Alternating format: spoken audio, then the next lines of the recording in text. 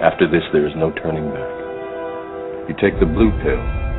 The story ends. You wake up in your bed and believe whatever you want to believe. You take the red pill. You stay in Wonderland. And I show you how deep the rabbit hole goes.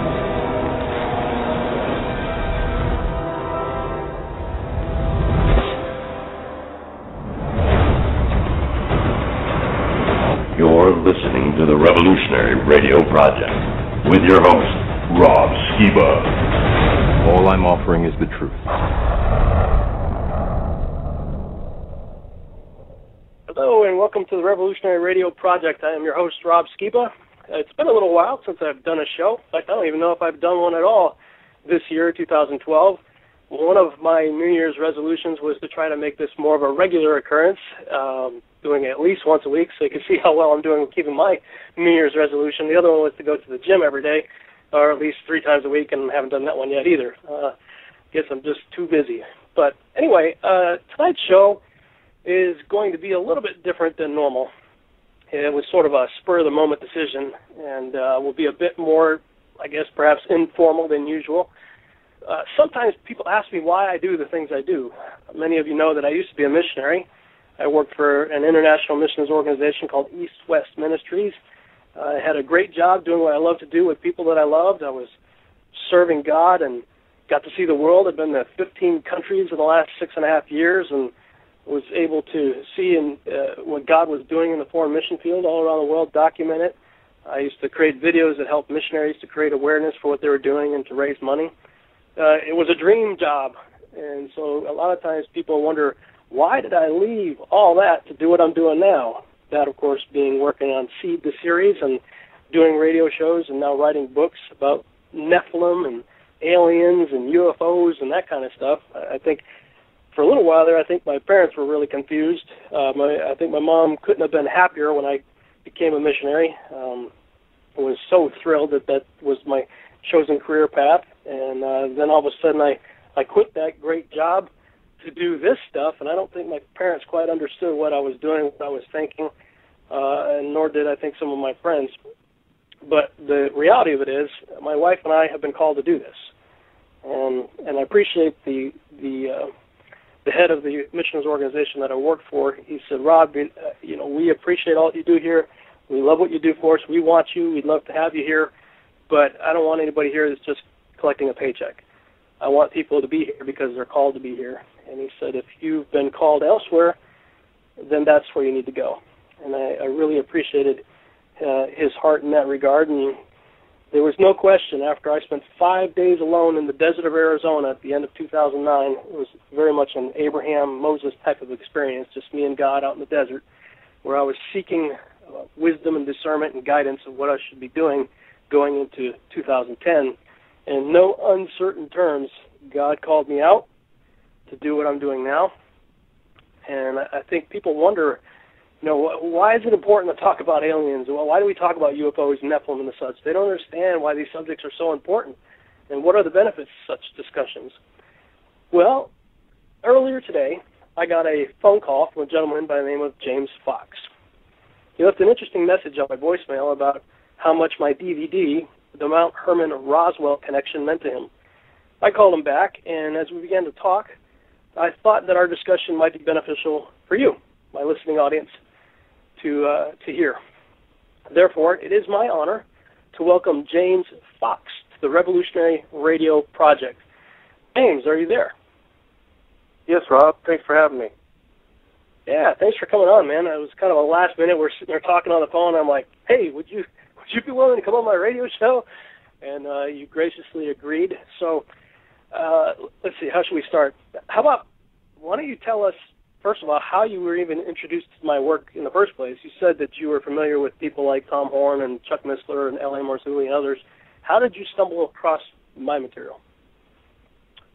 Well, actually, digging deep into this subject, all by accident. I went to, different websites and stuff, and I've read quite a bit on these other authors, but there was a package deal that I saw with the Prophecy News, I think it's called, prophecynews.com, or In Prophecy News. Uh-huh. And I got some other DVDs, and when I came across one in the newsletter that talked about Mount Hermon and Roswell, I was kind of shocked because I had never heard anybody get that connection. As I was doing my own research, I kind of said, hold on a minute here. Here is, in 1947, a UFO that was reportedly crashed, north of Roswell in New Mexico, right on the 33rd parallel, and then, of course, where the watchers, 200 of them came down in Mount Hermon, was the 33rd parallel too. And so when I saw that, I was like, I got to get that. Somebody's got it. And so when it came in and I popped it in, it was an hour and a half long, and it's chock full of everything that I've come across over the last couple of years, and several authors out there are starting to notice that things are heating up in the heavenlies. But the way you presented it and all the information that you packed in an hour and a half was like, you got it all put together. It's like you would have to take several authors and smack them all on one CD or DVD, and that's what you did. Yeah, thank you. That was actually our goal going into it. I've got a pretty extensive library just sitting right next to me on my desk here. I've got probably 20 books just on my desk, never mind on the 4 bookshelves behind me and other bookshelves that I have in my house with authors like Tom Horn and Steve Quayle, L.A. Marzulli, Dr. I.D. Thomas, and others, Patrick Heron. And I've been reading on this stuff and studying this stuff for most of my adult life, and I was really trying to figure out a way to distill all that information into like 1 or 2 resources so that other people could get what I'm trying to do here, And so that was the purpose behind those DVDs, and I appreciate that it's doing its job. One of the most common phrases we hear with regard to the material is, wow, you've really connected the dots. And that's exactly what I was trying to do. There are a lot of dots out there. There's a lot of information out there, and to try to cram it all into an hour and a half presentation was definitely a lot of work. But so you said you were familiar with Chuck Missler and some of those other guys before? Yeah, absolutely. It's so hard to describe, but, I was going through a spiritual search at that juncture in my life, and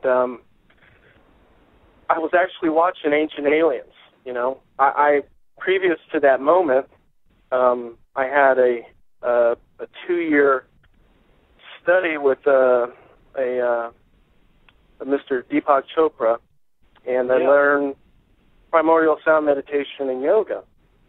Mm-hmm. And so before that, I thought I was a Christian, lived my whole life, went to church, but was just like everybody else on Monday. Church on Sunday, but, just like everybody else the next day. And so this soul searching I went through, I popped through, I'm looking on the History Channel, and I see the show, and I see Ancient Aliens, and I started watching it every Thursday that it came on. And just slowly but surely, God was working in my life and started connecting dots, like you were talking about occultic type things that are happening, not only in the world, but are happening in our lives. Not just, it's not overt, it's more covert, it's repackaged occult. And so when I started reconnecting these dots, I started diving into, 1, the Word, the most important thing. And then 2, I started doing some searches. A lot of people, there's a lot of disinformation out there. And that's what's amazing, that you were able to, dive in this and kind of filter out the disinformation and be able to put it all in together in an hour and a half DVD, which, I'm like you. I've got tons of books and DVDs and stuff, and I can't get organized. It's just so much stuff. But there's so much disinformation out there. And to filter through it all, when I come across real pastors who have a love for Jesus and want people to be saved, and they're showing things that I've seen in the Bible without, I just pray, and I say, please, Lord, please speak to me what you need me to understand today. And when I finally turned my life over to the Lord, I started in Genesis. And when I got to Genesis 6, I was blown away. And so when I started researching that, Chuck Missler pops up. And I don't know of anybody who knows the Bible as well as he does, but L.A. Marzulli, Tom Horn, other folks, and it just really helped connect the dots. And it's an amazing thing, but what you're doing is very important because obviously there are things happening around us, around the world. You know, there's things in the Bible that says there's going to be, you know, all these travails and earthquakes and pestilences, and everybody always uses the excuse this has always existed. This has always been happening. You know, we go through cycles. Not like this. Nothing ever has been like this. And so all these things are happening, and people are looking to their governments, to their friends, you know, to their leaders to answer, even to some of their religions. You know, they're looking. But the thing is we're a Christian nation, and most of us believe that Jesus was real, and most of us believe we're saved. But the thing is there's so much going on out there that if people don't really see the truth, they're probably going to be easily deceived. You know, a friend of mine, this was right around the time when we were making the transition out of the ministry that we were involved with to do what we're doing now. A good friend of mine he'd completed going through Bible college, and he was getting ready to basically start his own Bible school. That was kind of his thought. He was going to start his own Bible school. And like you, he had tuned into the Ancient Aliens series on the History Channel and watched all of the first season, and I think at that time they were just sort of in their second season. I think they're either in their third or fourth season now. But at that time, he had watched as many as they had out so far up to that point, and he called me, and I don't want to say he was shaken in his faith. That's a little bit too strong. But he was disturbed, and he said, Rob, you know, I know you're kind of into this stuff. He says, what do we do with this information? I mean, you can't deny the evidence. The crop circles, the ancient petroglyphs and megalithic structures around the world and all these ancient writings and things. What do we do with this information? You can't deny it. The evidence is there. It clearly shows that we have been visited in the past and possibly even still happening. He's like, how do we reconcile that with our biblical worldview? What do we do with this information? And I thought, my goodness, here's a guy who just went through Bible college, was getting ready to start one of his own, and he didn't have the answers. And I'm not knocking him because that's most of the church. The church is not dealing with this stuff. They're not addressing it. They're afraid of it. They won't talk about it. And those who will talk about it, they kind of chase out a lot of times because it's too far out there for them. But, you know, in marketing they say find a need and fill it. And that's basically what we thought. We thought, well, there's a big need here because I do believe there's a coming great deception that Jesus himself said would be so great that even the elect could be deceived by it. And the question I pose in my DVDs is, what are we going to do? What's it going to do to the average Christian's faith when a mile-wide spaceship parks over a city, just like an Independence Day or the TV series V? And some people think that's a little crazy, a little far-fetched, but they forget that a mile-wide spaceship parked over Stevensville, Texas in 2008, I believe it was, and a lot of people saw it. So, I mean, these things are happening, and I do believe that there's a disclosure, that being worldwide recognition that we are not alone. And what I say is, what's it going to do to the average Christian faith when an Anunnaki or whatever they call themselves pops out of a mile-wide ship and says, oh, by the way, we're your creators. Yeah, remember all this stuff? We did that. And, you know, I don't think that the average Christian, and certainly not the average church, they're not prepared for that, you know? I totally agree. I mean, just what's been happening in the Catholic Church, and, you know, not to say anything in a negative way towards the Catholic Church, but some of them that have been coming out saying that, you know, they would invite, if there are extraterrestrials, this, they're opening up to another possibility of where the creation, you know, occurred. And, you know, to be honest with you, when God was working in my life in weird ways, he backdoored me somehow, and he broke me to the point where I turned everything over to him. And when I did that, that's when the veil came off, when the blinders came off, and I went, wow, now I can see. Now I understand, because these things are happening. these things are on CNN and Fox News, and they're happening quicker and quicker and quicker and faster.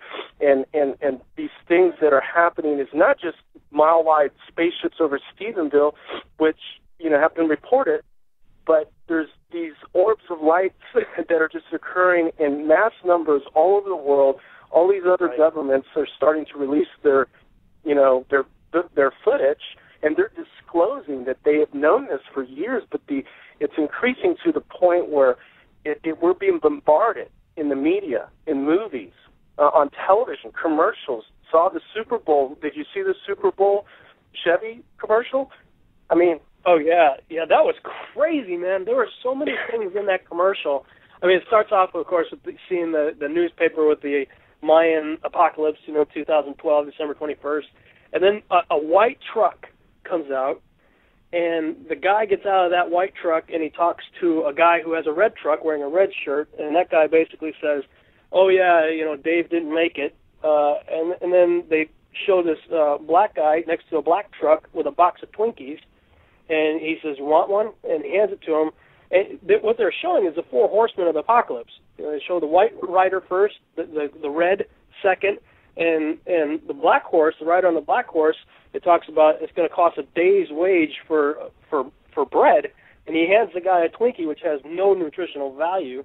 And so you see these four guys standing there, and then the camera goes to an aerial view looking down, and all of a sudden all these frogs start dropping out of the sky, but there's a fifth guy that you didn't see earlier who's sitting on the ground with some kind of paper or text in his hand. I mean, it was so loaded with imagery, and of course there's UFOs in the background and everything else, and transformer-like creatures laying on the ground. What are they trying to tell us?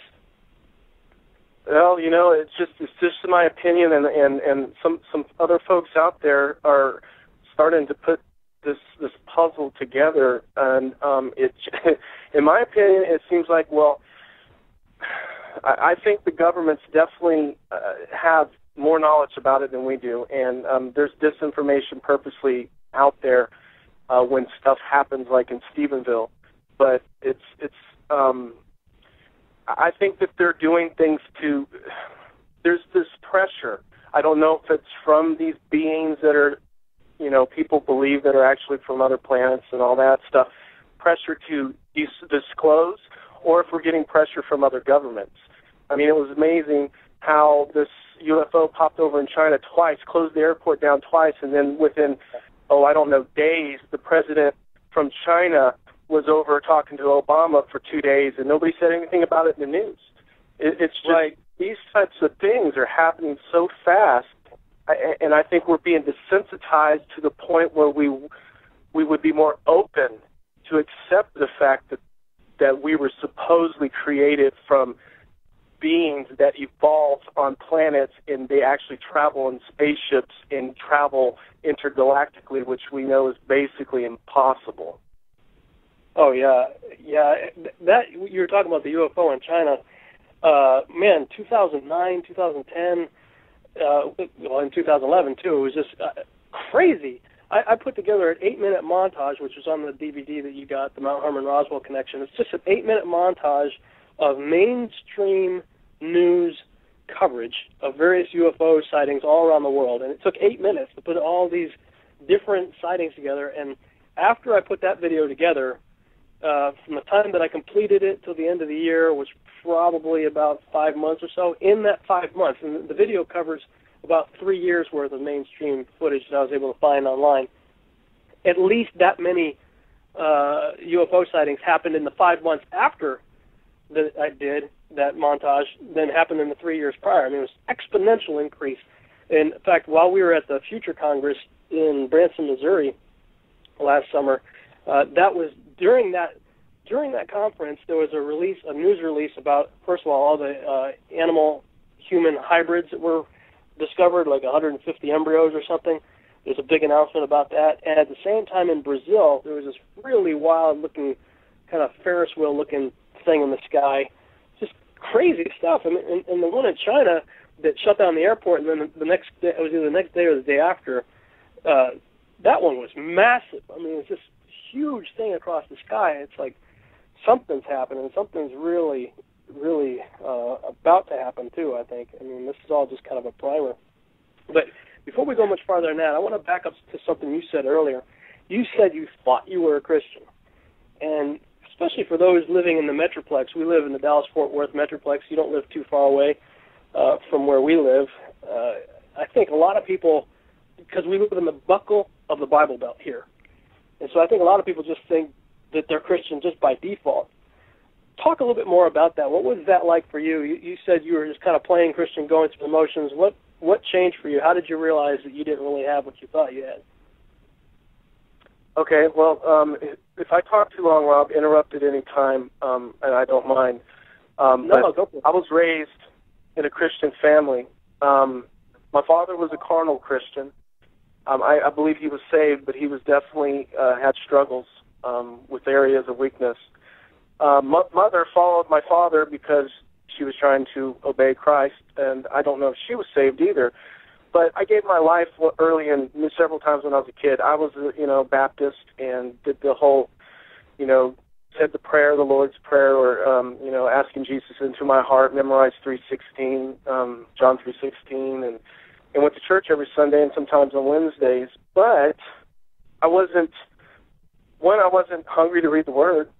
I wasn't reading the Bible, and I tried, and it just didn't make any sense, and I thought it was, just stories. Not real, And, when I was 15 years old, 14 years old, really, as you're growing as a teenager, you start discovering you're growing. So, you start trying stuff, cigarettes, you start looking at girls differently. You start, you want to be accepted, so you might drink. And so right around that age is when I opened up some doors. I started drinking, started smoking, curse words started coming out my mouth, and I became obsessed.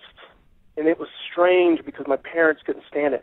I became obsessed with horror movies. It got to the point so bad that there was not any wall in my bedroom that did not have a horror poster from a video store everywhere. I had nooses hanging from my ceiling with my sister's dolls. And then I started listening to heavy metal music, and I started playing the guitar. And then, first time I tried drinking, the same night, I played with the Ouija board. Yeah. So all these things were going on, but I was a Christian. Now, of course, my life changed so much that I basically blew God off completely when I became an adult. But then I got married. Life started happening. Life wasn't going the way I wanted. And so I rededicated my life to Christ in thought and words. But the thing was, nothing changed.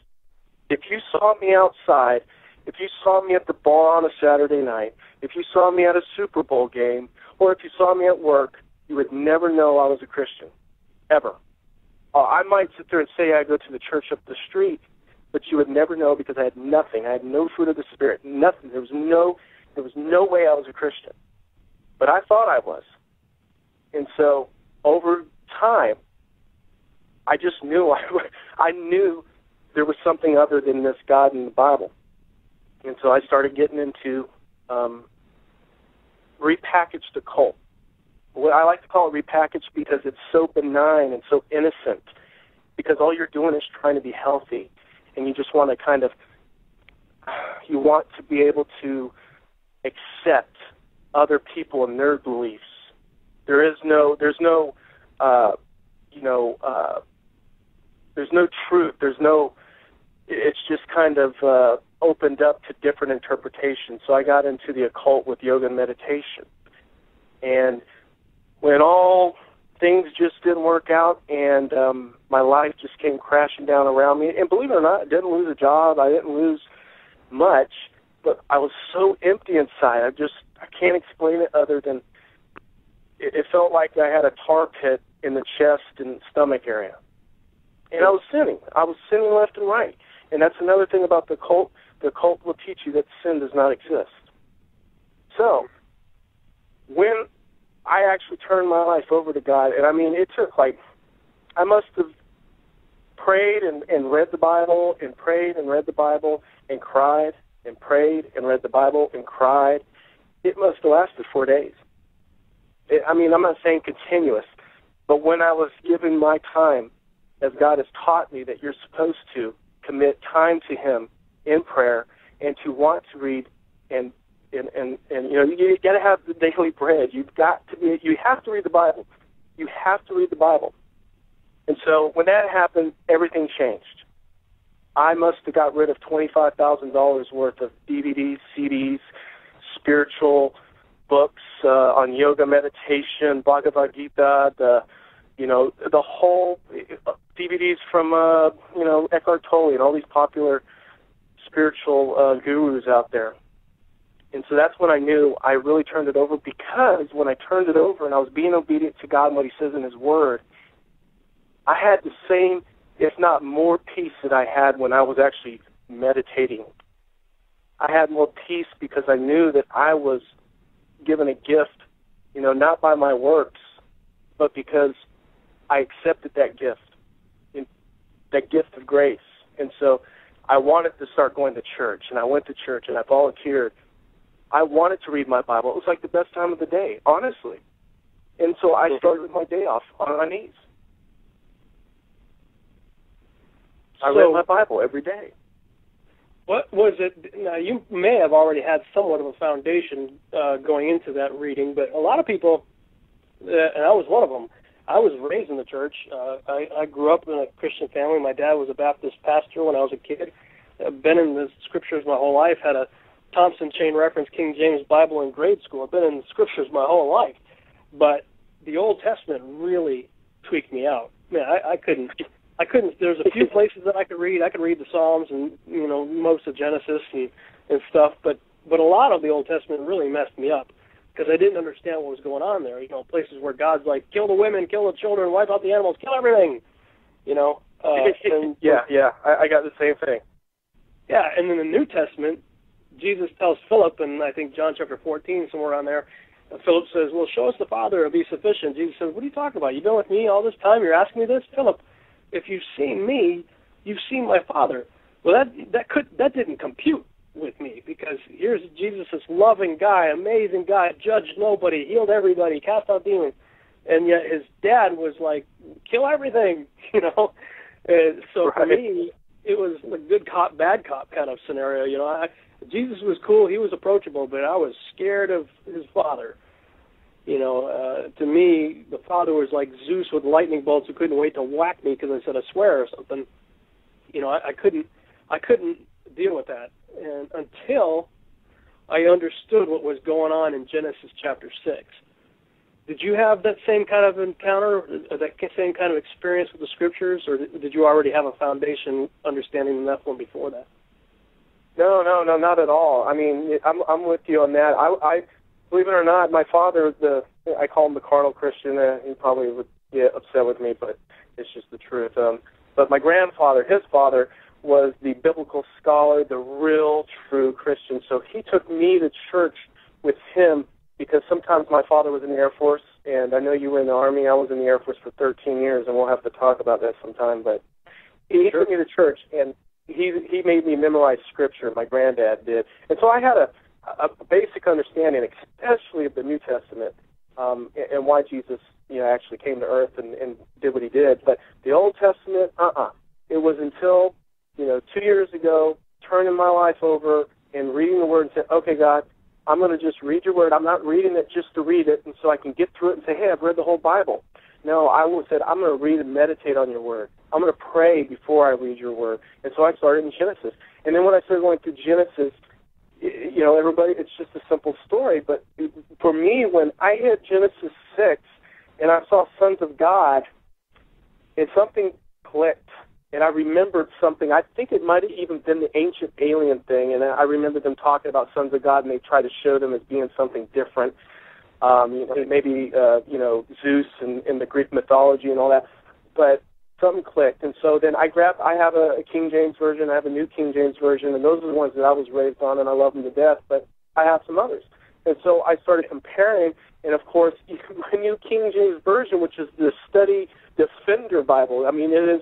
As a matter of fact, I'll go look real quick. But anyway, it said in there, in the study material, it's a New Defender Study Bible by oh God, what's his name?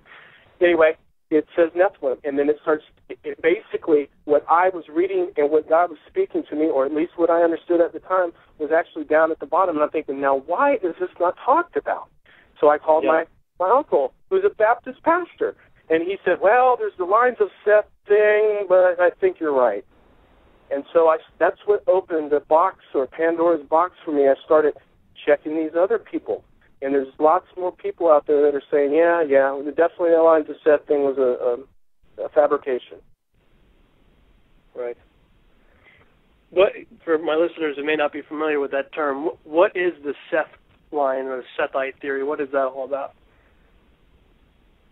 Oh, it might be better if you explain it. I understand it, but I don't want to. Do you know the lines of Seth? Yes, it'd be better if you describe it. Sure, no problem. For those of you who don't know what that is, a lot of people read Genesis 6, particularly Genesis chapter 6, verses 1 through 4, where it talks about the sons of God coming down into the daughters of men. And they say that the sons of God are basically the sons of Adam's good son, Seth, the godly line of Seth, and the daughters of men are the ungodly line of Cain. And, of course, that's not what the Scriptures say, but that's what seminaries teach these days, and as a result, they teach pastors who teach churches, the people in church, they go out thinking, oh, yeah, it's just the sons of Seth mating with the daughters of Cain. But I say, well, if that's true, I got two problems with that. One, in several other places in Scriptures, the phrase sons of God is always in reference to angels. Two, how do kissing cousins produce 18-footers like Og of Bashan or 12-footers like Goliath? Those are the small giants, because Amos chapter 2, verse 9, defines the Amorites as being as tall as cedar trees, which start at 30 feet and go all the way up to 150 feet. And, the Jews, and the Israelites, when they went into the land, when they sent the spies into the land, they described themselves as grasshoppers in comparison. Well, in some of the blogs and stuff that I've done, I show a chart that shows what a 30-footer looks like compared to a 6-footer. A 6-foot-tall person just barely comes up past the ankles of a 30-footer. About the size of a grasshopper, So, I don't think these guys were just seeing, some mighty people. I think they were seeing what the Scriptures say, cedar tree-sized people. So how does that happen with kissing cousins? The Sethite theory has no basis in Scripture, has no support, and makes absolutely no logical sense at all, which is why I completely reject it. Whereas the plain reading of the Scriptures that say that angels came down and mated with women, producing an angel-human hybrid called the Nephilim, makes perfect sense. And it also, not only does it make sense in Scripture, but it also makes sense when you look at the writings of other cultures around the world. Everything from the Hindus to the Egyptians to the Mesopotamians to the Greeks, they all talk about these gods, Zeus and Thor, people like that, which I believe were angel-human hybrids. Oh, absolutely. Absolutely. They were worshipped as gods because they were so big and powerful and scary. People had no other choice. And, of course, I think like you that all these huge structures and things that are just basically, technologically impossible to do today with some of the types of, rock that they cut and the size of them and the cranes to pick them up. And so you think, well, how in the world could that have happened? Maybe it was these big, giant Nephilim, these offsprings of this, of these fallen angels, that they were large enough to do it, or maybe they actually possibly, there was some great technology back in those days that has been lost since then. I'm not sure, but you don't even need technology when you consider a 30-footer, how big a 30-foot tall person is. You're talking about some of these megalithic structures like in Baalbek and places like that where, one slab of stone is just so incredibly massive. And, you think, how in the world did they move something like this? Well, if you consider, what a 30-footer could do, you realize, well, it's quite possible that two 30-footers standing one on either side could just grab a hold of the thing and pick it up, just like a 6-footer would pick up a comparable size, to scale anyway, block to them. I'm going to paste a link in the chat room there to BabylonRisingBlog.com/Nephilim3.html, and the N in Nephilim is capitalized. you scroll about a quarter of a way down the page, you see a picture. I scaled the block, one of the blocks of stone in Baalbek. It has a 6-foot-tall guy standing on one end of it, just to show how big it was. And I scaled up a picture of Arnold Schwarzenegger to about 30 feet, what he would look like compared to it. Yeah. And it's easy to see how two guys like that could easily just pick it up. I mean, you don't even need some kind of ancient technology, just brute strength. Yeah, and that's true, absolutely. I mean, it is amazing, and what blew me away is not only the size of these things, but how they are perfectly put together, and of course, you know, just having rock. If you know anything about rock, and having something as hard as diorite, which is, you know, basically the hardest rock that we know of other than a diamond, and to be able to cut these things, you know, like a sheet of glass. I mean, oh yeah, it's just not possible. So something helped. Something helped, and what it was and what it is just, you know, we can conjecture, but we definitely know that from what the Bible's telling us is that this offspring, these mighty men of renown, were, you know, an abomination, and they were giants. I mean, I don't know what the deal is with Goliath. I mean, he was only 9 feet tall, but maybe you can explain that as being something further down the line of the Nephilim. Yeah, actually, I've got a theory that I've been working on as far as how they returned after the flood. A lot of people like Chuck Missler and others, that L.A. Marzulli, they talk about the return of the Nephilim after the flood, and they usually refer to what has been called the second incursion. The first incursion meaning the angels that landed on Mount Hermon in the days of Jared in Genesis chapter 6 created Nephilim, so they theorized that there must have been another incursion where angels came down and mated with women again after the flood. And as I started doing my own research, reading their materials, I couldn't find any biblical evidence for that. I see it as nothing more than assumptions that people make based on scriptural silence.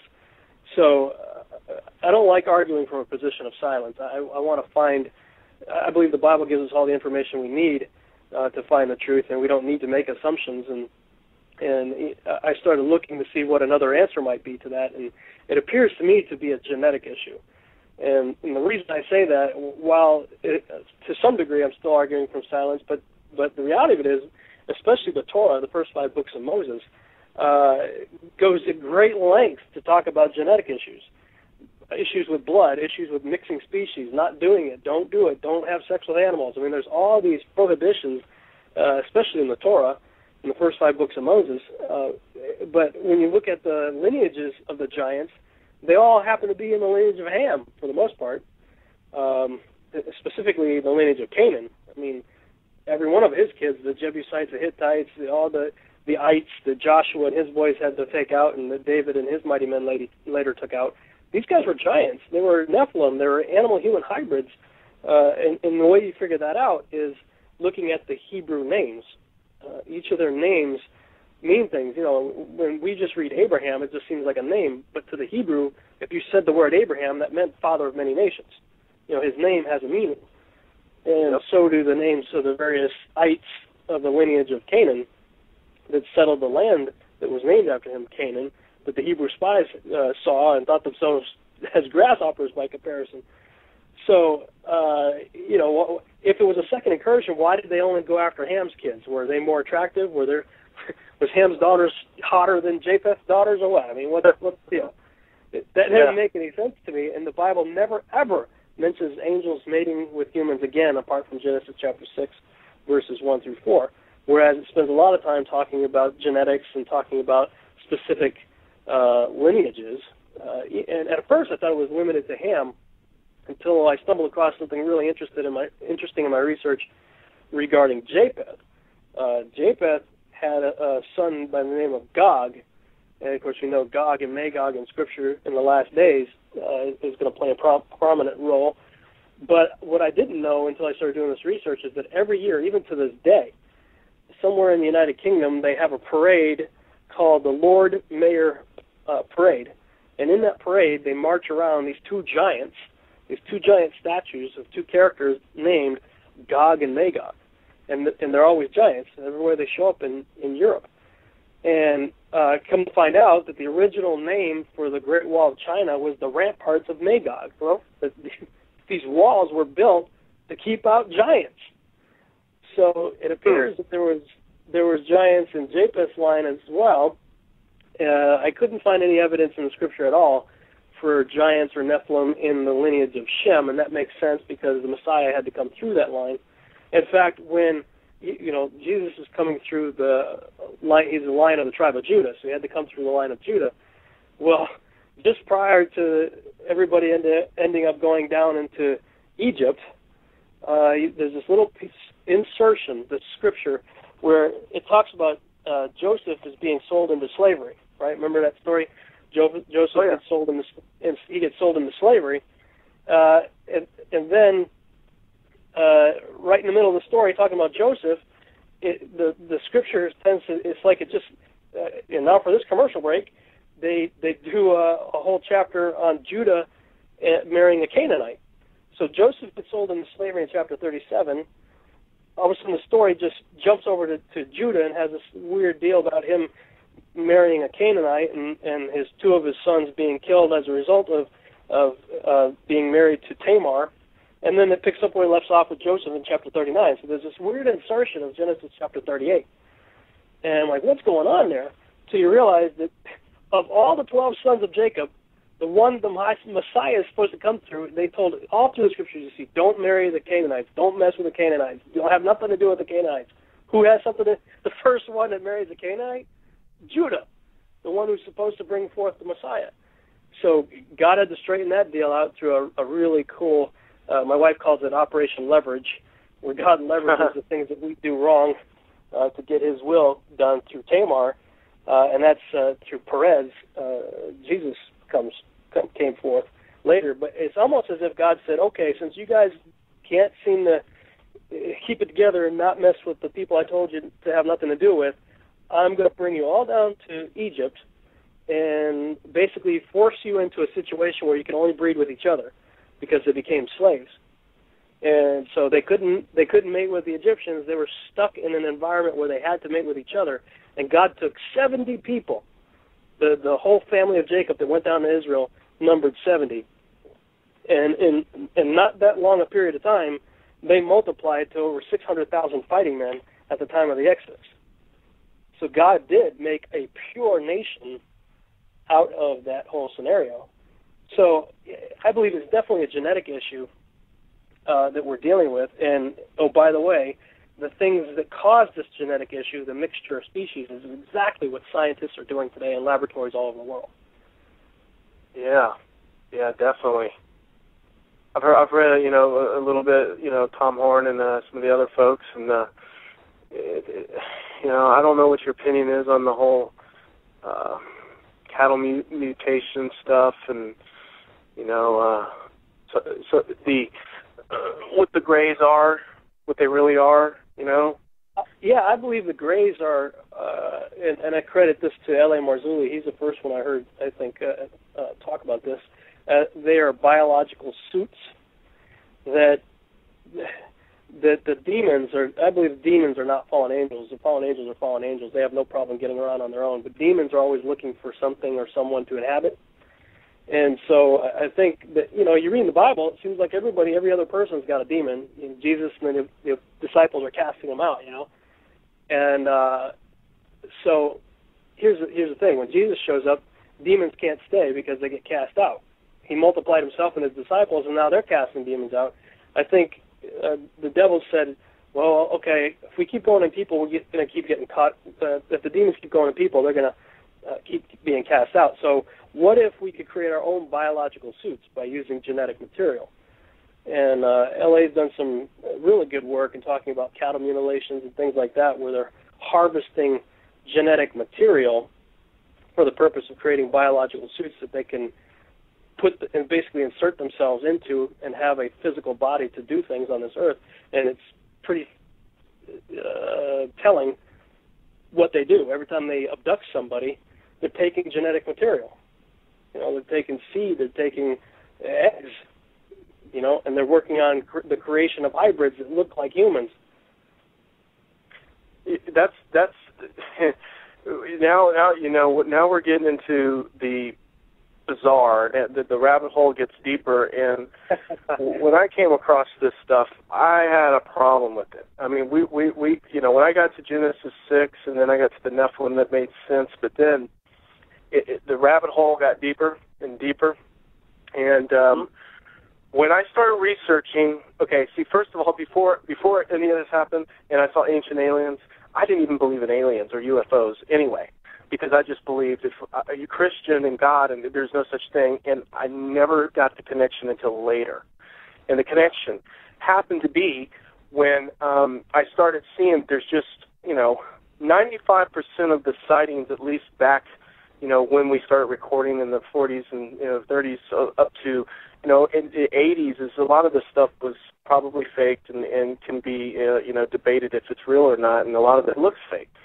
But now, there's quite a few that are just very hard to dispute, and it got me to the point where I said, let me check out this abduction stuff. There's so many people that have come out that have said they've been abducted. They describe similar cases, and so I started researching, and there's this lady, you might know, I've heard of her. She was a doctor. She was a professor at the University of North Texas, Carla Turner. No. You never heard of Carla Turner? No, I don't think so. Okay, well, she's got 3 books that you can get online. They're free.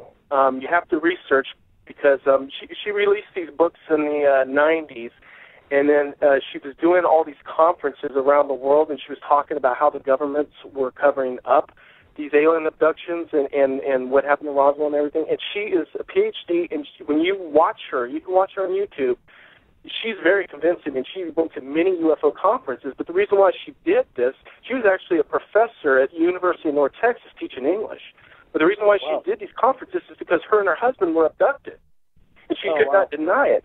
And so when she was doing some research in it, all these people started saying, I've had stuff like that. And so she started doing this regressive hypnosis and was finding that the recordings that she was doing, and this became her life, was that they're like literally everybody who was reporting were reporting the same creatures that they would see, the same things would happen. They would actually be, woken up in the middle of the night, paralyzed at 3 o'clock in the morning, blue light. They would float up off the bed. They would be taken outside of the house without going out the door or out the window, but literally went through the wall and then ended up in some kind of ship, and that things were done to them. And then they said that later on they were shown the ship, they were shown videos, or on a screen, these images of creation and Jesus and Buddha and Gandhi, and talking about the Ascension Masters and all this stuff, and talking about how they created the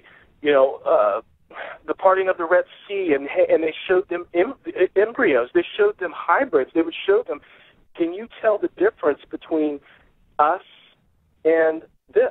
Can you tell the difference between this baby and that baby? And I was like, this is crazy. And this is Carla. She's a secular, non-Christian person who was in a university, who was well-received and well-liked. She had tenure. There was no reason for her to go off the deep end with something like that. So as I started researching it more, there's lots and lots more people who are considered, in their field, respectable.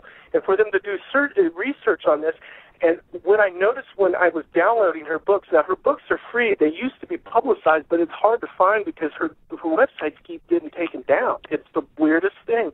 But I downloaded 3 of her books on my computer, and I read them, and what blew me away was she was interviewing these previous abductees, and then they described that whenever they cried out in the name of Jesus, the abduction stopped. And when I read that, I got goosebumps. And that was when everything changed for me. That's when you notice that all of these stories, all of these accounts are virtually identical to demonic activity in the Bible. And just like in the Bible, it was the name of Jesus that drove them away. That's when you start saying, okay, these things aren't from Arcturus, or not from Orion or the Pleiades or anyone. These are demons. And just like you said, the stories are coming out, and Dr. David Jacobs sounds a lot like this person you're describing, professor who had interviewed people for 30 years who claimed to have abduction experiences and totally unrelated to each other. They're all telling the same story. Finally, he said, what do you do with that? There has to be truth to this, because people who are not related to each other in any way are telling the exact same story, describing the exact same thing. And you're right. They're showing video or whatever, images of Jesus, of Buddha, of all these other, and they're saying, they're teaching a theosophy message, like the Thule Society or some of these things back in the early 1900s with people that Hitler were involved with, Absolutely. Absolutely. How do you reconcile that, I mean, it's crazy. Well, go ahead. I'm sorry. No, I'm agreeing with you. I mean, this stuff is being said, and it's happening more and more, and I think it's going to happen more and more. And it's just like the in the TV series V. I hate that it got canceled. I was really enjoying it. They had 2 seasons of it, but they're really getting it, and they had that kind of the welcoming committee. People could go to the on-board program where they could go on board the mothership, and see what's really going on and everything, not realizing they're just being prepared to be food. Yep, I remember that show. It's amazing, because when I was coming across this information, and here I have a woman who actually, like I was saying earlier, she was doing all these conferences, and then she ended up being diagnosed with cancer and then died a week later. And there's a lot of conspiracy theories out there, and I don't ever suggest diving that deep into it. It's not. I mean, it's important, but it isn't. She's passed, but she had some information that's very useful, and she wasn't coming in with a biblical perspective. She was coming in with hey, I just want to find out what this is, and she made it her life story. And there's different people, just like you were saying of this other gentleman, there's this other guy that is a Christian, and he used to work for MUFON.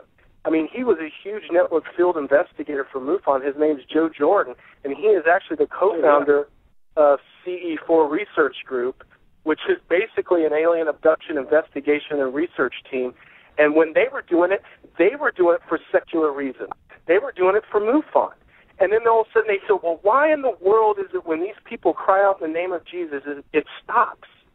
It stops.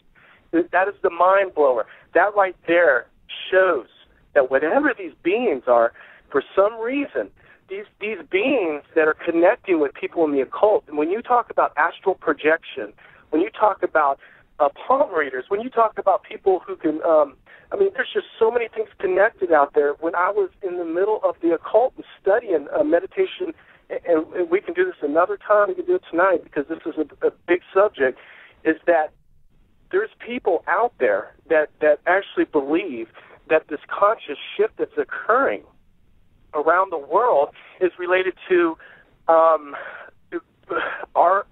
the universal consciousness is shifting to the point where we are about to have a shift in our consciousness, that the ETs believe that we're at a point in evolution that we may be able to accept the truth. And so all these other people in the occult, I'm trying to think of his name. He's the guy that's the author of Divine Cosmos. He's really popular. He's been on Ancient Aliens. Oh, God, what is his name? It's David Wilcock. He talks about, you know who I'm talking about? Oh, yeah, I know exactly what you're talking about. Okay. See, when I saw him on Ancient Aliens, and then I started listening to what he said, he was touching on some of the things that I had studied in the text of Hinduism. And when we started getting into it, I was like, okay, hold on. There's a connection here. Because what he's describing, he's saying that these people that they're being able to communicate with them are telling us that we have to come together as one and be ready because, we're going to, we're going to stop whatever it is you guys are about to destroy yourselves. And when he started touching on the, what's it called, the pineal gland? Mm-hmm. The pineal gland, when he was talking about, you could go look at the old Sumerian artwork, and they're holding pine cones in their hands and stuff like that. Yeah. Actually, Wilcock's done some. He's off. He's missing the key ingredient. He's deceived. He is deceived, but he's still got some really good research. He did a whole thing on that pine cone thing that really opened my eyes to a lot of things, because it's true. You look in the Sumerian, especially the Sumerian iconography, but also the Egyptian, you got these guys, and they're all kind of holding that pine cone thing right about eye level, like a third eye, and they're pointing at people, and it's related to the pineal gland and the third eye, the big chakra, Yeah, that's for illumination. Yes, that's where that connection came in for me when he was talking about that, and I had studied, and the 7 chakras, and you start off at the root chakra. I don't know if you've ever heard of it, Kundalini. Oh yes, yeah. Let's talk about that, because when we were talking earlier today on the phone, you were talking about how yoga is everywhere. It's it seems like a yoga shop is popping up everywhere. And as you were saying that, I looked over to the right, and it's my apartment complex has a series of stores and shops kind of on the street area, the main street at Main Drag, and there was a new yoga place about to open up. It had this big sign, coming soon, whatever. Right as you were saying that, yeah, these things are popping up everywhere. And you also talked about your time with Deepak Chopra, so if that's related, go ahead and talk about that too. But explain the Kundalini spirit and what that's all about. Well, I mean, to make a long story short, of course, most people who've done yoga understand there's 7 chakras, and most people who go do yoga, they try to change it up. They call it hot yoga, or they call it different types of yoga just to get you to come and do it. But there's a spiritual side to it. I mean, it's seriously spiritual side to it. And so whenever you're going through these chakras, if they're getting you to do mantras of like Om, Yam, Bam, going through the chakras, you're trying. What Kundalini means, I mean, literally, is coiled and sleeping. Now, you tell me what's coiled. It's snake. A snake. And if you look in the Hindu text, it's a snake. And so when you're saying these mantras in these certain poses, it is basically you're trying to awaken this sleeping snake through your base chakra, which is your red chakra, the root chakra, which connects you to earth. And this energy flows freely. And as you go through, so when you're sitting there with your legs crossed, your butt's on the ground, you're connected to the ground, and so you're doing this Om chanting or whatever that's summoning the coiled serpent up from the ground into your butt so it can start making its way up. Is that the way it works? You're close. It's the Kundalini, the base of the spine. You want to awaken up this serpent to through the base. So you're going to be sitting in this position, and you're going to say Lam, and that's for the base. And when you wake it up, then you go up to the pelvic area, which is going to be your orange area, the pelvis area, and that awakens creativity, and that's going to be Bam. And then you get to the solar plexus, you're doing Ram. You're doing heart, which is Yam. Throat is Ham. Forehead is Sham. And then the thing that's really trippy about it is when you get to the 6th chakra, which is on the forehead, that is called the third eye. That is the one when you see Hindus who have the dot on there.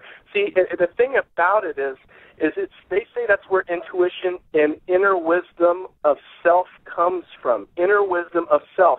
And the whole purpose of Kundalini, to awaken this coiled and sleeping serpent, is to wake up this energy through the chakras until you have a complete union, which is yoga, union to God or with God. But what it is when you get to the third eye, which is intuition and wisdom of self, you go to the crown chakra, which is the top of the head. That is where higher consciousness and pure awareness comes from, and it's basically called the 1,000-petaled lotus flower. And the lotus flower, which you see in Hinduism and in even Buddhism and in yoga, it has to do with these petals open up over time as you recall your true nature, and you're enlightened to realize that you are God. When I was studying this stuff, and I was a Christian, and when I'm studying with Dr. Deepak Chopra, Dr. David Simon, and I hear them say that even though I don't believe I was saved, there was a seed planted from my grandfather and my upbringing in a Christian family that did not resonate with me. Something wasn't resonating. And when I started to look... You just said something perfect. You said there was a seed planted. That's one of many reasons why I named the TV series Seed. Now, I love the name. I love the name. I love the way you did the E's with the 33, which is representative to many different things, and the fact that is it. I can't go and knock on doors and bang on their door and say, hey, do you know Jesus Christ is your Lord and Savior? No. Well, you're going to burn in hell. It doesn't work. And I'm not going to go up to somebody and say, you know what? I know you're in church and everything. Are you a Christian? Yeah, but are you living with this woman you're not married to? Well, then you're obviously not saved. But to sit here and use media like the DVDs and the movie that you're going to get produced and put together called Seed is, people love this kind of stuff. If you watch Transformers, if you watch all these movies that are coming out that have to do with a way of deceiving you, taking you away from the truth, if you can get something in there to excite them, to want them to watch it, it's cool, it's entertaining, and then there's biblical truth behind it, kind of like, some of these Christian movies that have been coming out from what was it called, something Giants and Courageous and Flywheel and Facing the Giants. Yeah, they're known for being Christian movies now, but they kind of backdoored Hollywood and surprised them, because even though let's say I'm not Christian, and I go watch a touching movie like Courageous, or I go see a movie Facing the Giants, it moves you, because everybody still has this hunger and this desire to truly, they want to know the purpose of life, and the purpose for life is to worship God. And they don't, it's hard to verbalize, but when they finally do give in and give everything over to Jesus, they see it and they realize it. I love what Sherwood Baptist Church, as the producer of those movies, Alex Kendrick and his brother Stephen. Oh, yeah. I love what they're doing, and I believe those movies preach primarily to the church. I don't see a lot of people in the world going to see them, and there is a place for preaching to the church. The church certainly needs it too. Absolutely. But Seed is going to be altogether different, because there's been a lot of movies coming out lately, especially just in the last year, like Thor, like Clash of the Titans, and Percy Jackson and the Lightning Thief. These are 3 movies about the Son of God saves the world. The problem is it's the wrong son of the wrong God, the son of Odin, son of Zeus, son of Poseidon. But the collective budget, the combined budget for those 3 films was like $1.6 billion. And here we are, we're trying to tell the same message, Son of God saves the world, and I don't mean to knock them. I think they're doing a good job of what they have, but, the budget for Facing the Giants was $100,000. And the budget for Fireproof is $500,000. Is that the best we can do? I'm thinking, here, and I go see those other movies. I'm a Christian. I saw Percy Jackson twice. I saw Clash of the Titans. I saw Thor. I saw that one twice, too. I enjoyed it. So Christians are spending the money. They are fueling that engine that is Hollywood. So the money's there. I'm just trying to get people to understand what we're trying to do, because people don't go to the movies or watch episodic television to be preached to. They go to be entertained. So when you throw up a movie that preaches, people, especially in the world, Paul says the carnal mind cannot receive the things of the Spirit because they're spiritually discerned. So when you're up there saying the Bible says, every 10 minutes in a movie, the world, they tune it out. They don't get it. But then you show a movie like the Book of Eli. Did you see that? Which one? The Book of Eli. Yeah, I saw that. Yeah, what'd you think of it?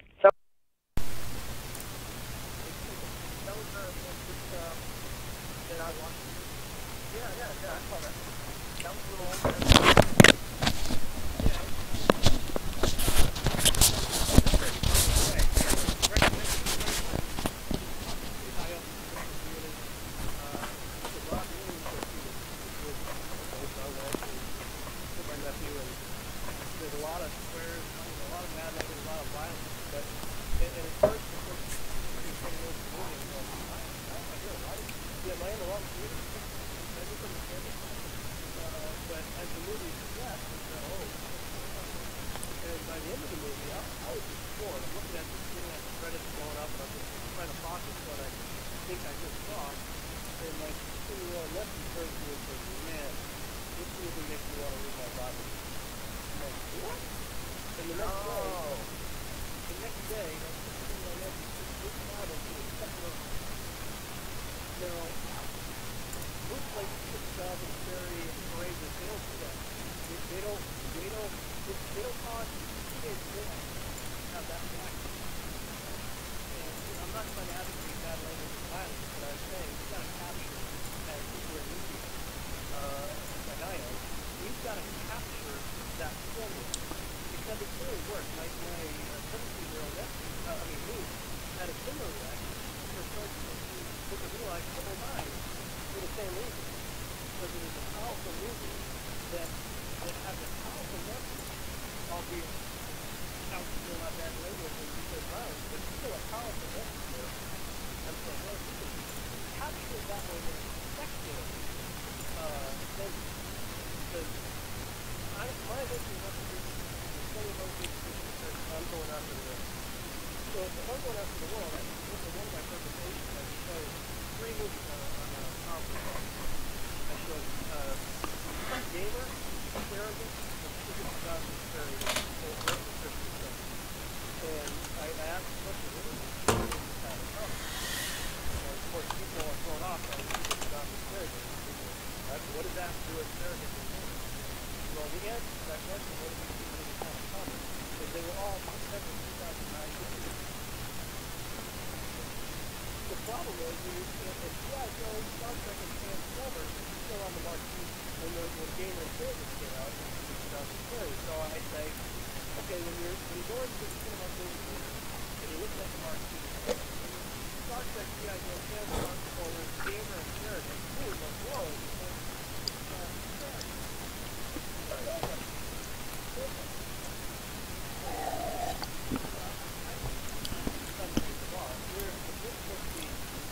children of the King of the universe, and our message talks about the Son of God being the world, then I think we should do what the people for and flash the light. So, what I'm trying to say to my listening audience is, guys, we've got to band together somehow to get this message out to the world, because aliens are coming. And this is what I'm programming everybody to be Anunnaki. And movies are talking about it all the time. Coming out, Battlefield coming out, or a battleship. People with the Immortals talking about my God. There's all these movies coming out. And yet, what are the church doing to try to reach the same audience? I go across the street from my cinema market. Any day of the week, 3 o'clock in the afternoon, the cinema market lot theater is full. Especially in that church. Church in the Methodist Church. 23,000 member church. Park lot empty. It's probably full every night, maybe Saturday, Sunday. But the point is, cinema is full all day, every day, 7 days a week. So people are home watching the TV, watching the event, watching the fringe, 4 hours. The local report is down there, watching the TV 4 to 5 hours a day. They're not watching the fringe right now. They're not watching the event, they're not watching the Christian shows. That's what it's called. So, my whole thing is how to tap into that market. If people are watching 4 hours of walk, and I'm thinking we're going to make a show called Sound, just decide this person do exactly what you say. Somebody says it reminds me of a yes. Oh, man, you did it. I mean, that is good. When I came across your DVD, and then I finally got to the trailer of Sweden, and I was able to watch it, and I know you had created the intro computer, and I mean, it's compelling because you're right, people like that type of entertainment, and that type of entertainment is being controlled in their community. If we're believers, we all believe that the prince of the air is the world and it's controlling people who have money, and they're going to do everything they can take us away from truth. And so all these different movies are trying to, one, take us away from the Bible and time with God, and deceive us into believing that a great sense of a big lie, like you said, that it wouldn't be possible to elect and we elect our officers as believers to accept Christ as the Lord and Savior. If they didn't have that, they would be blinded and deceived by whatever is going to happen sometime in our lifetime. And from all the stuff that's happening in the media and all the things that are happening in the world, television, radio, you name it, it's obviously trying to keep people blinded by the truth and you can infiltrate that media and to bring in something and almost kind of trick people into going, hey, I want to see that. Because it looks cool, it's got a story, it's good characters, and it's graphically, there, good action, and when there's something in the scriptural force and plans to see, then you get something, I need to go home and look at my Bible. Or maybe I'll study the Bible. Some people have a Bible. Or know somebody who does. It's absolutely. Catholic Christ is incredibly powerful. And because it's so powerful, you got so long to use that young get behind it. And that movie was really pushed by that young community. Because it was so powerful, though, because the leaders who in the community wanted him to the movie. Just as I am, or she said, play to him and have people walk down the aisle. I don't know what they're thinking. But just for that people said, paraphrase, no, that's not my job. That's your job. My job is to tell him anything. Your job is to follow him. And that's exactly right. Movies are not supposed to preach. Movies and TV shows are meant to entertain.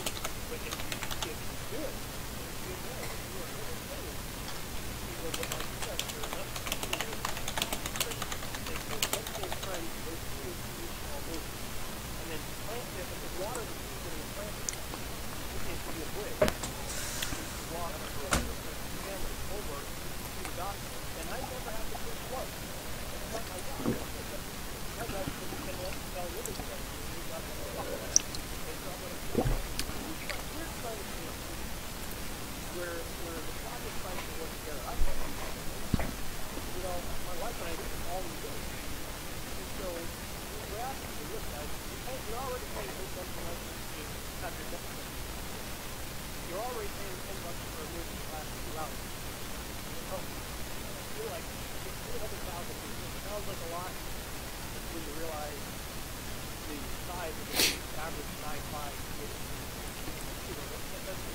Sci-fi has a massive one. It's growing. And it's growing. And the rest, I mean, people will get married and talking about it. Having a movie. So, what I mean? That is, so what we just got our movie is $3 a month. For people that know the interest in talking about the rest, but the problem is, we can't go to CBS sci-fi channel or anything like that. They'll price us, they control our content, they can cancel it prematurely, and then own the rights, and so it's good. We got something to cut, after 6 years. So, we can't take that risk, so we're trying to figure control of the audience. It's all of it for the money. We're putting it like I am. We're putting it for. We're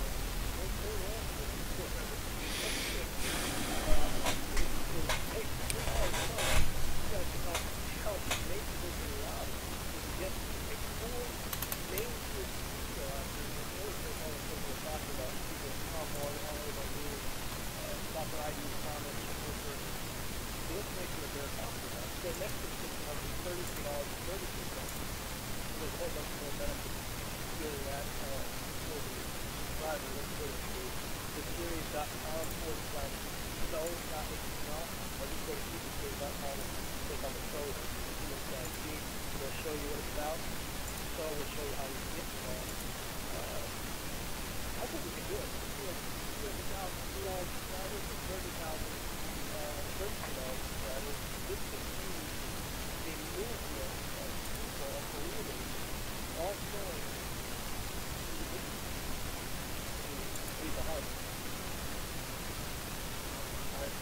that's what you've done, and it's the division, and the big amount of, fields to put possible harm in. So many people out there that are looking for other answers when the truth is just there's three, I mean, I think it's going to be special, but there's just 300,000 people just in Plano. I mean, more than yeah, there's 5 million in the Nephilim. Yeah, I mean, you're right. I mean, just think of those Starbucks paying one visit $5. Just for the drink. And pretty much every day. But my wife, I don't drink coffee for 6 weeks. I'm not in, whatever you call them, whatever. They can smoke that out. I go to, I get a smoothie. And good. I get a smoothie thing or something. And it's safe for about $4 or $5. Every day.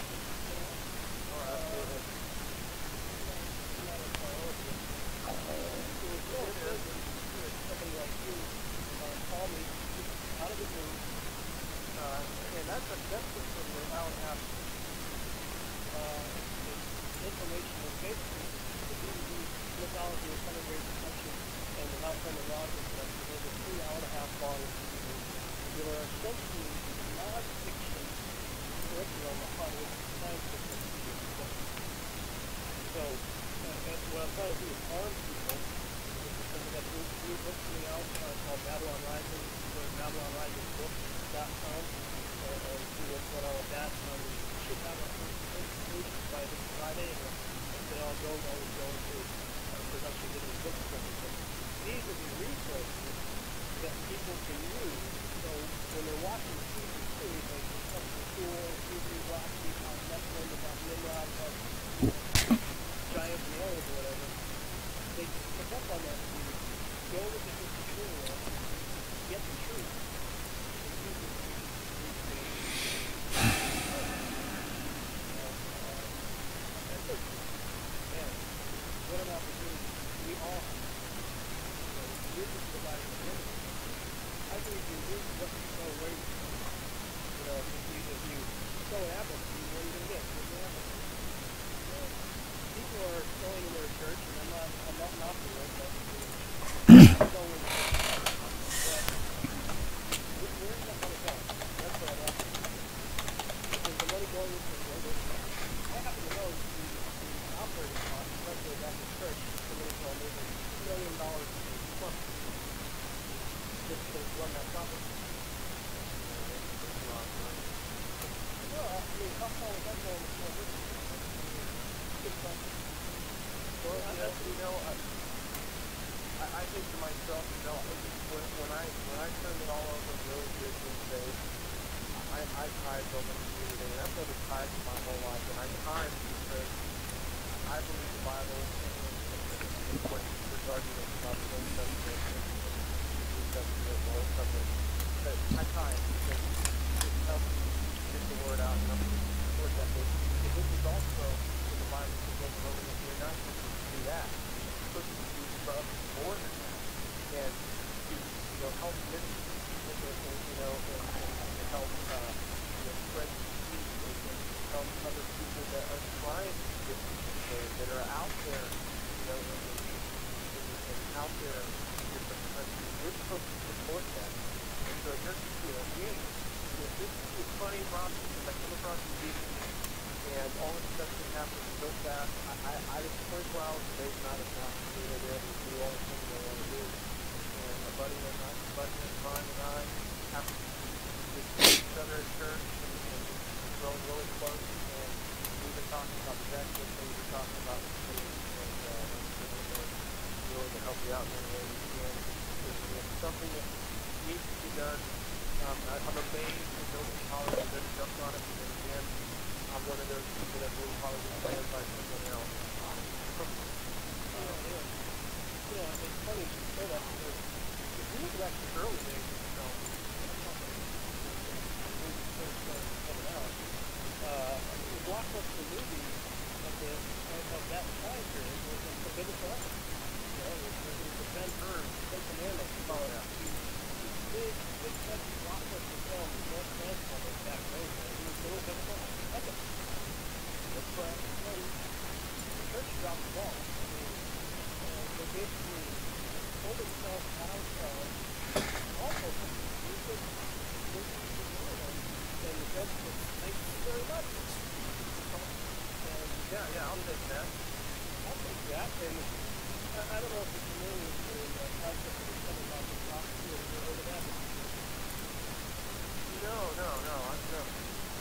The 7 mountain prophecy, put simply, there's 3 pretty big things for Christianity: Bill Bright, Edward Crusade, Maureen Cunningham, Wyland, and theologian Francis Schaeffer, have each independently been given visions from God about how to reach the nation. And one day they all came together at some conference where they started talking and sharing about the doing in their lives. When they each revealed the vision that God had given them, they realized that they had each been given separate components of the same vision, the same big picture that eventually become known as the 7 mountain prophecy. Now there are dominionists, there are people out there that have taken that in a direction I don't believe it ever meant to go. But I believe the principle is valid. They basically identify what they call the 7 mountains or spheres of people that impact our culture. And I mean, if you look at the 7 things that they list, and I actually posted something like this today about my take on page. But the 7 spheres, those things they identify as religion, family, government, education, business, media, and the arts. And if you think about those 7 like this listed, generally those things have an impact on our culture. And one of the things that really stood out to me was the last one, that is media, arts, and entertainment. That those last 2 mountains actually influence the inner thought. I mean, they influence from fashion to the election. It comes out of what we see in media and arts and entertainment. And the church is influenced by it, family is influenced by it, business, everything. And so I'm like, man, right now the devil's stepped out on all 7. And whatever your test talent and abilities are, mine is my wife's ability. So obviously those are the 2 mountains, media and arts. Those are the 2 mountains that we're from. But there are people who are skilled in business.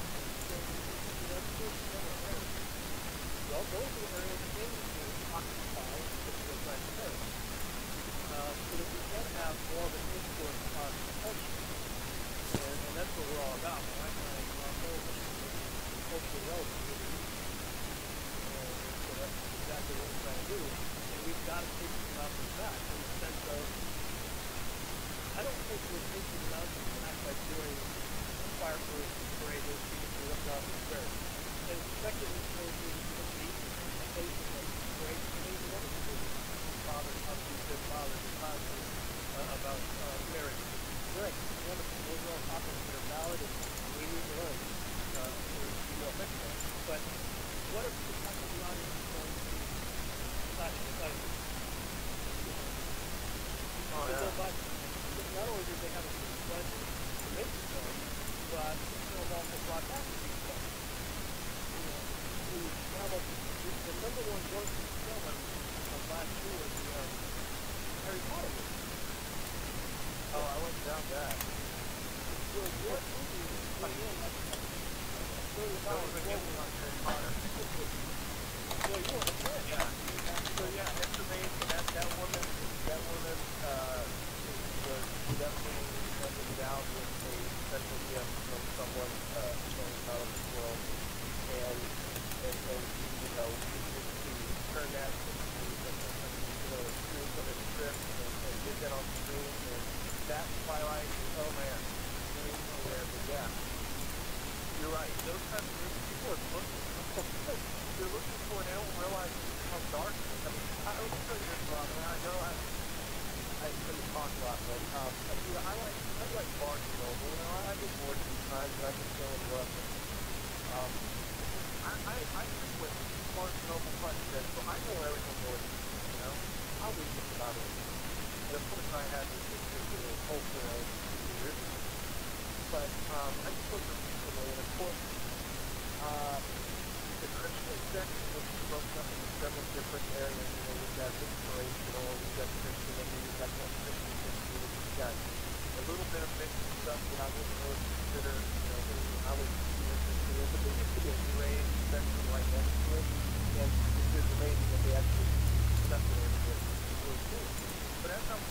elevator, I'm blown away. Because there's this kid there on the top, on the second floor of Barnes Noble.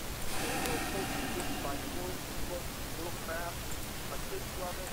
It's red, looks a lady sitting there on the little stage area. And it's separated by a wall. It's basically from the other part of the store, and it's a wall of books. It's just a bookshelf. Well, that's not coming up the elevator. This is just like last week. This is a wall of teenage pulp books. All the way down. And I mean, it must have been, it must be hundreds of different books, and they're all based on Twilight and vampires and werewolves and anything. You would make a picture of it. I couldn't believe it. I was actually praying over this book because I was praying. I would be even later do this over 5 years. I couldn't believe it. I couldn't believe it. It's got to be that point. It's got to be that point where the enemy is not only deceived little Christian parents, because, I was doing this too. I had a son who I allowed to read the first couple of Harry Potter books. I thought it was innocent. Yeah. We don't realize that when we allow those types of things to the enemy, it opens the door. The door does not have a handle on both sides. It is decided on our side.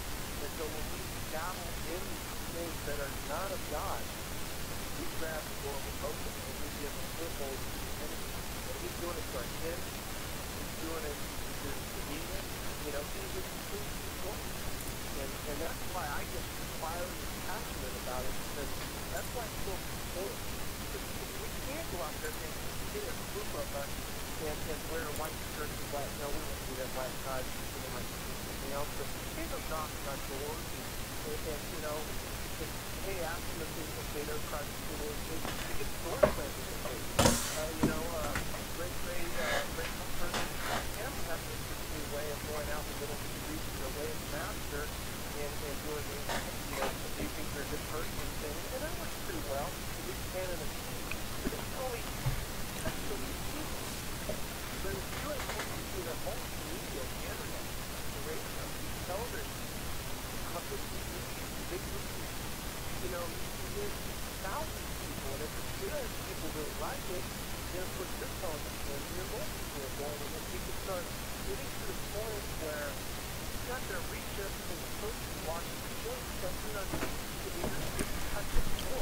The first school inside, the first year, the children, the first year, that's the joke. Those people are just, how does that story become? It's a simple people, you're sitting there and reading your soil, right, red, trees, like I was when I came to my dreams and turned it all over. I'm going to watch the movie that comes and all the read the Bible a little bit, and that's the key. The key is get water and nurture and substitute, and the spirit and the fruit there, and then it helps others. And that's the whole purpose. That's God's whole purpose for us. One person can love them with all our mind, heart, and strength, and of course love our neighbors as we love ourselves. But it also helps the truth, the gospel, and the change. It's not the media is full everywhere, and that's the way we have to get people, to hope people can understand that there's not as real issue of doing what you said was. He did what he said before you, and he's going to do what he said he's going to do. And all the stuff is happening. It's getting faster and harder. People are starting to look to other places for answers. Because like you said, the church can't answer it. Most churches turn their head the other way because it's too fringe. It's too weird. And to be honest with you, when I first came across this Boston, it took me in my head. It kind of unnerved me for a while. Now that I know 100% that I'm saved, I look forward to it. But I do know this, that I have this desire that more do not go to hell, that more do not suffer, I want people to at least offer the opportunity to identify these days and to do what God has designed them to do to further His kingdom. Give them all the praise, give them all the glory. And if you do that, then that seems to turn into a true heart. Well, yeah, there's such a spirit attached to Twilight and Harry Potter books and stuff, because, I mean, these aren't small books. I don't know much of a reader. With my arm, big time to read the book. I remember when I read this, we had to do the different books, somebody different books here. I read the Hardy books, I could find it out, and they weren't all that amazing, right? But I mean, Harry Potter books, the Twilight novels, these are big books, and yet the characters are there prowling. There has to be a spirit in there, because don't go only like to read, and you'll never open a Bible, so there's these long people, and the thing of it, there has to be something there, and if you show to be as popular as they are, Twilight, Supernatural, Harry Potter movies, look at how good this is, how good this is for us. And the church is not giving them any, the church is beautiful. When you look at Supernatural movies, and it's all the power of the devil and witchcraft and everything else, and there's superhero caliber power going on, right? And yet, Jesus walked in that kind of power, and then we have to say, oh, by the way, we had the same power to anyone, not to communicate with God, but do the same work that I have done, and if you don't break that word, because I'm going to be a better father.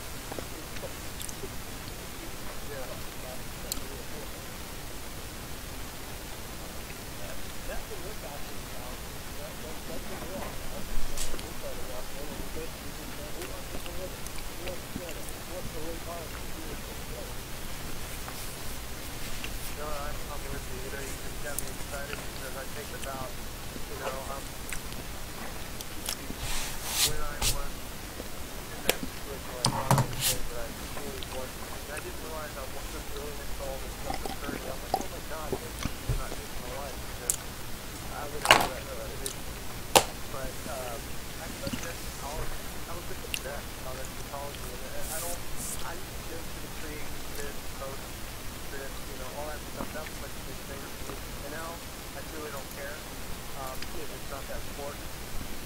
But I tend to believe in the tree because the argument for tree and post are strong on both sides, and people who are real believers who are great, anointed pastors who know the word, have good arguments. So I can't say I know I'm right and you're wrong or any of that, but I can say if the preacher happens that is believed by most, Baptists and typically your charismatic Christians, it's going to be cool because we're going to be able to, he's going to wrap this up. So I will imagine he's going to train us for heavy physical warfare, and we're going to go for that and kick him butt. I mean, you ever thought about that? Have you ever thought about it?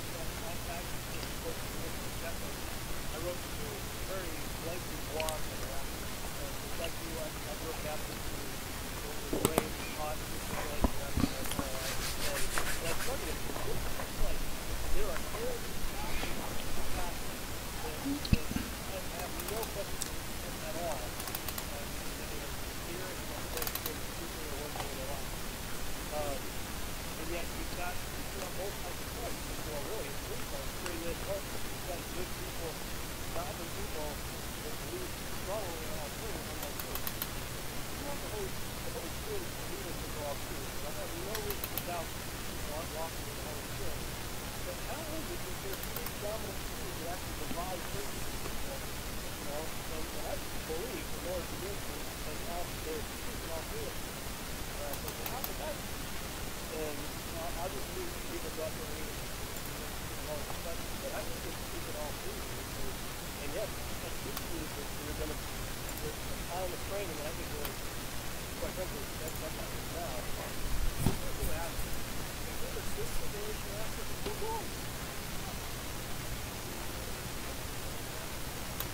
I'd rather be prepared to not be than not be prepared to not be. The bottom line is, occupy until I come. Whatever that is.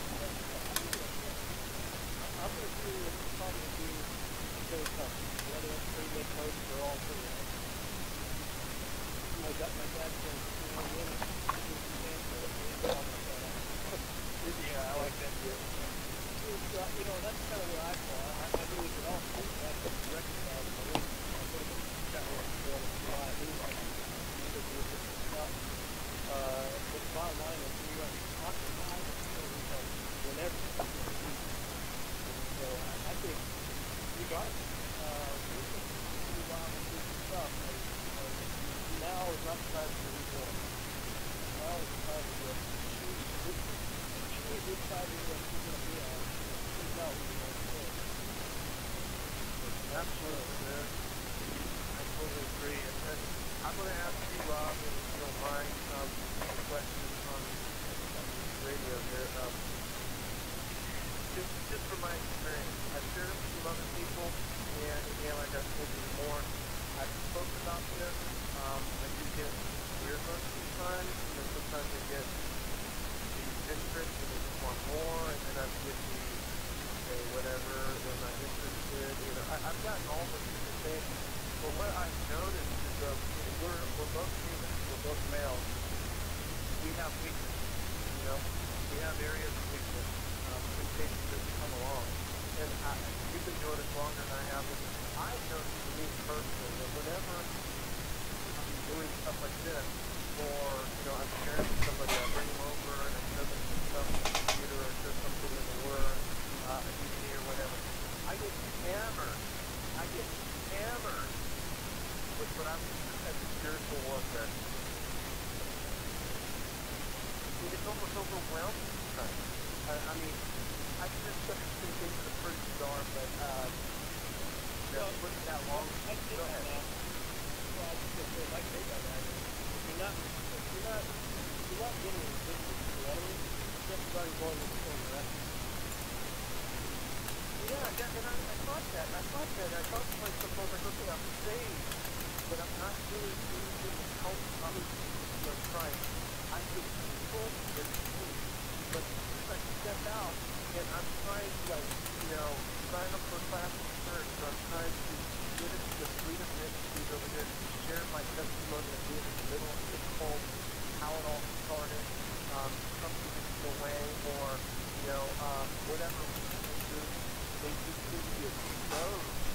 And literally, I've had, I don't know if I need to share this or not, but have you ever heard of a pastor named Nick Baker? Yes. Okay, he's a pastor in Atlanta, Georgia, when I got introduced to his ministry, and he had actually put back and forth with the church in California. And I bought a book from him back, I think it was in the early 2000s, 2001 or 2000, something like that.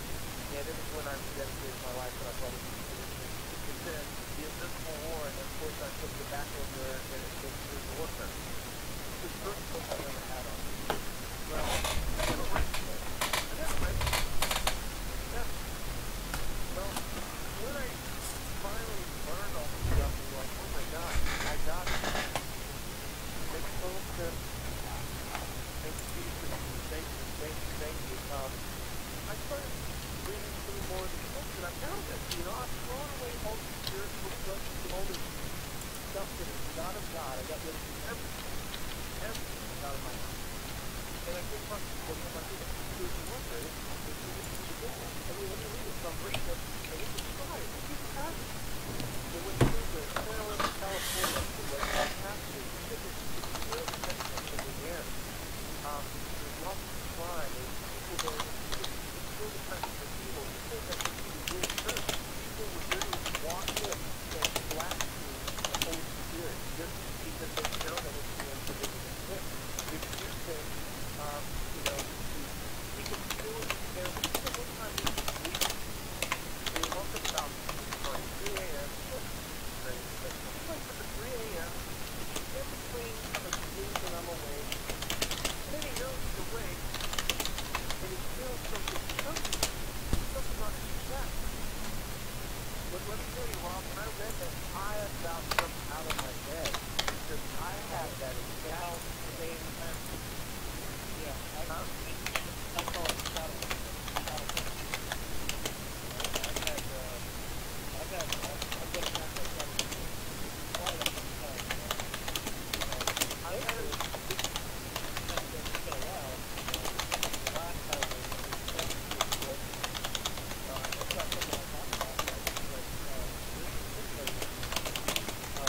same thing.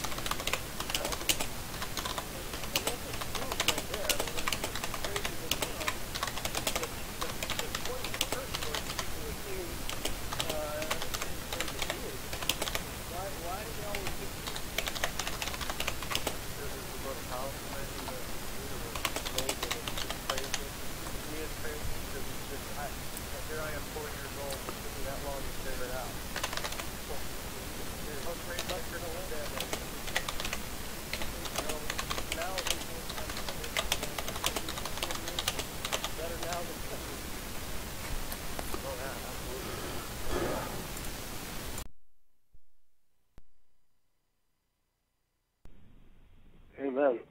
Well, brother, we are down to the last 5 minutes of the show, and it just went by really fast. Yeah, it did. Sure did. What would you say to the unbeliever that may be listening right now? Well, I mean, honestly, the number one thing is I know the church isn't always the best representation of what we're searching for, but we're all looking for the truth. We're all trying to find happiness. We're all trying to find our purpose in life, and typically we get blindsided by anything and everything but truth. And, it took me to be broken down physically. I had to humble myself before God to finally turn it over to Him. And I mean, when I was willing to turn it over, I had to turn it all over. I had to get rid of things that were no longer of use in my life. And anything that was standing in the way of God blessing me had to be removed. But I had to be ready for it.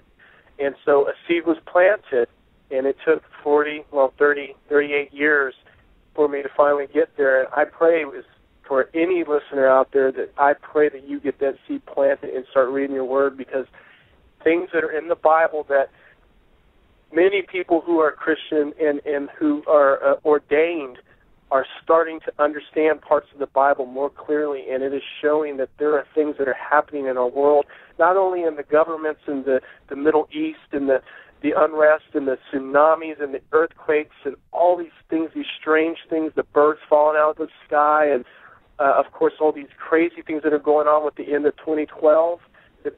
Obviously 2012 is going to come and pass. If it ain't biblical, I'm not gonna follow it. And you need to look to Christ, because if you pass away without Christ, I would not want to be at that judgment seat, the great white throne judgment. And just look in your Bible and get yourself into a Bible-believing church. Amen. Amen. On that note, Jesus is real. Hopefully, you, my listening audience, hopefully you heard that in this conversation, that Jesus is real, and so is the enemy, and both are hungry for your soul. The devil wants nothing more than to take you down with him, but Jesus offers life abundantly, and basically the Bible offers a choice: choose life or choose death. And then, as if that's not a simple enough choice, the Bible tells you the answer: choose life. So I want to leave you with that. James, thank you so much for coming on tonight and for the conversation. We'll have to do it again sometime. And absolutely, I appreciate it. Yeah, and everybody else, thank you so much for listening, and have a great night.